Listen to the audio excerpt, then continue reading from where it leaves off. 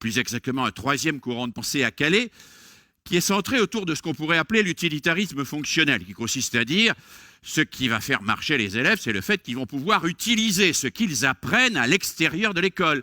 Alors on va leur expliquer qu'apprendre la soustraction permet de vérifier quand on va chez le boulanger qu'on ne vous a pas volé quand on vous rend votre monnaie. Bon.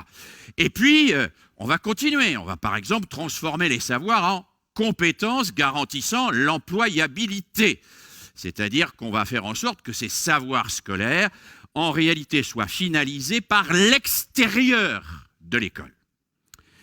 Mais à Calais, il y a un quatrième courant qui n'est pas vraiment identifié, qu'Ovide de Crowley incarne un peu, mais qui surtout sera incarné par John Dewey, qui est un courant qui est plus subtil, plus intéressant et qu'on a vu à l'œuvre dans un certain nombre de choses qui vous ont été présentées cet après-midi.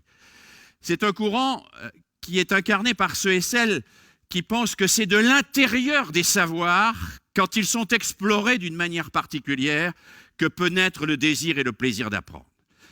C'est un courant qui pense qu'il ne faut pas nécessairement externaliser le désir, il faut le réinternaliser.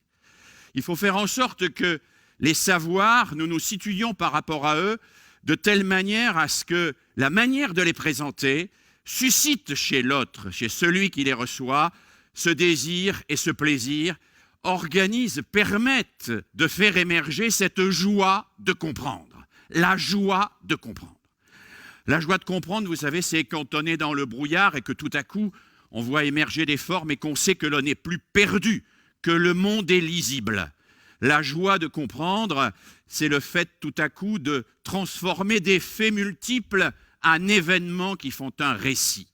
La joie de comprendre, c'est aussi bien l'illuminatio qu'on trouve chez Saint-Augustin que le bon sens, mais c'est bien sûr du policier qui relie les indices et qui tout à coup voit que ce monde compliqué qui était sous ses yeux, il a du sens, qu'il le comprend et qu'il accède ainsi à l'intelligence, à sa propre intelligence et à l'intelligence du monde.